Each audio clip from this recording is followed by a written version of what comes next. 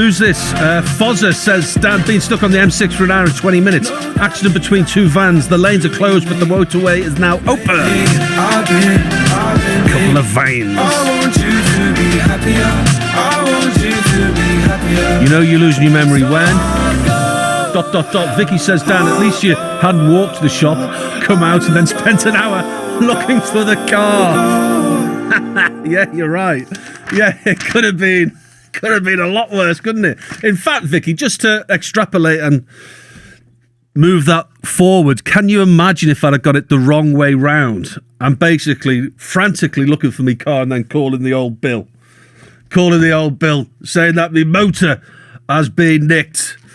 Right, okay, let's continue talking about memory. You know you're losing your memory when... All to do with me walking home with 3 heavy bags of supermarket shopping, and just as I got round the corner, remembering that I'd actually driven to the supermarket, had to walk all the way back, and it was waning. Elaine Collier is 5-time world mind mapping champion, heavily involved with the World Memory Championships. Delighted to say we have one of the finest brains from planet Earth on the line. Good morning, Elaine.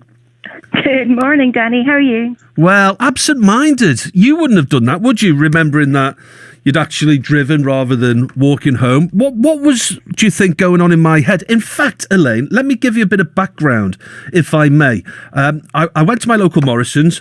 I'm fairly chatty with the security guard, a Portuguese lad, and he and I always have a bit of banter. And then all of a sudden, there was a shoplifter who was stopped at the door, which I sort of found fascinating. I then carried on with my shopping and then walked home. Do you think what had gone on beforehand had taken over my memory rather than the car journey? Yeah, absolutely, totally. In fact, there's loads of research that would prove that. If you are distracted, your short-term memory literally gets overwritten, like somebody overwriting something on a computer, and you literally don't remember what was in your short-term memory. And in your short-term memory, for you, that was the fact that you'd parked your car in the car park and you just took off merrily home without a thought. Ah, so now it makes sense. So there is some neurological, science-based theory as to why my short-term memory was taken over by me. Yeah, absolutely. How interesting. So had the shoplifter not been collared at the door, then I'd have probably just got back into my car and driven home. Yeah, because you were distracted. You were focusing on something else. Yep. And in order to remember something, the first thing you need to do is you need to have the intention, the motivation, the focus to go and remember it. So you were absolutely off in your own head, thinking about something else exciting and completely forgot you had the car. But it happens to everybody. Even memory champions can have lapses in memory if they're not careful. Right. So if, for example, you had parked your car there and you were friendly with Victor, the Portuguese security guard, and you had seen him collar a shoplifter, even you potentially could have been distracted to such an extent that your short-term memory had been completely overwritten like a computer software package, and you would have forgotten where you'd parked your car rather than walking home. Yeah, it's one of the most common memory failures that people report. Losing where they've parked their car or forgetting where they've parked their car and losing their keys. Having that morning frantic scramble here, there and everywhere at home, trying to find their keys so that they can leave home to go to work. Does our memory deteriorate? And I'm not... the preface to this question isn't in any way medically loaded, but you know, with Alzheimer's or other neurological deterioration diseases. But as we get older, do our brains age, and does that have a consequence to our memory?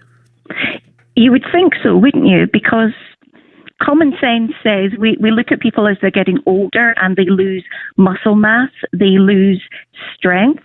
That is unless they train and they lift weights, in which case they only continue to get stronger and stronger. We used to think we were born with a certain amount of brain cells, and that over a lifetime, from the age of mid-20s, it was a slow slide deterioration into having a really rotten memory. But actually, the guy who was the 8 times world memory champion, Dominic O'Brien, retired for several years and then came back when he was 60 to see if he could still compete at the age of 60 at the very, very top of memory sports.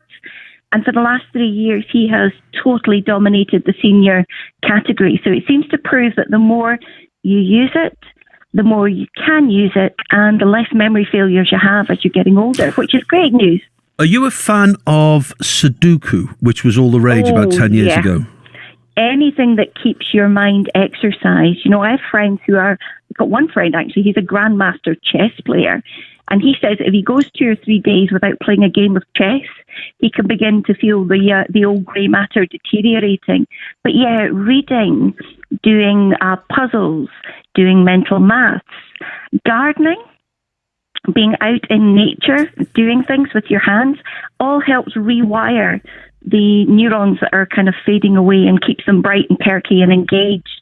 We all know older people who at the age of 60 kind of gave up on life and it was a long, slow slide, and other people who got a second wind and took up habits and hobbies and new businesses when they retired and act much younger than 30 and 40-year-olds that we know. It's all about the attitude, about keeping going, keeping life interesting, engaging, imaginative. Mental stimulation. Hugely, hugely, hugely. Elaine, can we talk about your World Championships, please? I have in my mind, I have a rather creative mind. If not, that's even better for memory. It doesn't necessarily keep everything.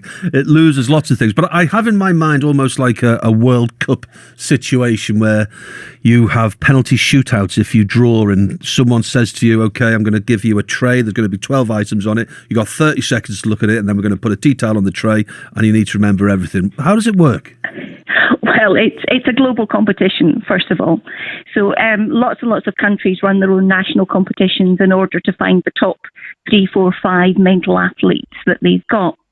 But every year, 450 to 500 mental athletes get together for 3 days. It's a 3-day competition over 10 disciplines, with one person at the end coming out to be the world memory champion. And it very often comes down to the very last discipline, which is speed cards. Which is what, sorry?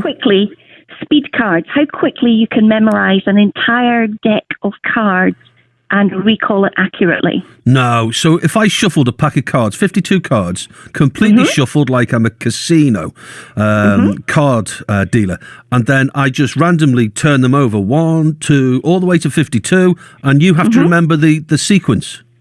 Yeah. In fact, the world record is by a guy called Lu Zhujiang, and it's 13.96 seconds to remember a deck of cards. What can you do it in? No, I'm really poor. I'm about 94 seconds, so a minute and a half. But nevertheless, nothing compared to the world memory champions. That is like toddler level. But it's a technique that anybody can learn. Elaine, at what point does a process of elimination kick in with the final, say, half a dozen or 12 cards? Because is that ever a factor to someone trying to recite the order of cards? The fact that you can only have the King of Spades is gone, the King of Diamonds is gone, and so it's obviously the King of Hearts, or not? Well, very rarely at that level, but more commonly, if you're playing cards with me, I'm a bit of a card counter. You really don't want to sit down and play poker with me. I don't think I want to play cards with you. Are you banned from casinos, Elaine? I am. Dominic O'Brien, the 8 times world memory champion, did a TV programme for the BBC and got himself banned from all the casinos in America. And part of that was that the casinos decided they would also ban me from any casino on, or the Chinese specified on and off the planet, because the Chinese are great gamblers. So at some point they want to have a casino in space, and they'd like to ban us from there as well. And the lucky number is 8, if memory serves me right, for the Chinese. You know. So if you were to go into a casino in London, you're not breaking the law, but you may be stopped from going in.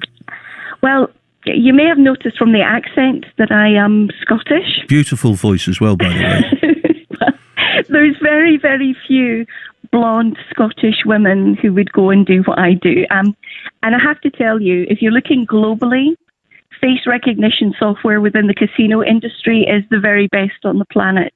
Of course. So I have actually gone into casinos in Las Vegas, walked 3 slots in, and been approached by security going, "Good afternoon, Miss Collier. No! I see you're not here to play cards." No! What's the biggest amount you've won, Elaine? That probably was when I was playing cards to play my way through college. Yeah. And I think I won £22,000, which I used for a deposit in my first flat in Bethnal Green. Wow. And are you based down in London still, or are you north of the border? No, back in Scotland now. Back in Scotland with my kids. But of course, with the technology, I'm able to train and connect with people all around the planet. Of course. Elaine, can I thank you so much for your time? I really appreciate it. I thoroughly enjoyed talking to you. And for those that don't know what card counting is, when you're playing blackjack, they use, is it 2 or 3 or maybe even 4 packs of cards? That's right. It can be a 3 or a 4 shoe shuffle, yeah. Okay, and once you know, so you would have to count cards, and say you're playing with 4 people, 2 people on each side of you, Elaine, you would remember each of their cards and their hands, and then you would calculate mathematically the chance of a successful ace, for example, being handed out to you. I suppose you get more of the benefits of calculations the fewer cards are in the pack. Is that right? Yeah. You leave your big bets until you're later on in the hand, where the probability of you being able to predict what's coming up is much higher. Elaine, you're brilliant. Thank you so much. What's my name? You're very Have you welcome. remembered my name? You are Danny Kelly. Thank you. Keep in touch, Elaine. Thank you so much. All right. Wow. Banned from every casino on planet Earth and in space.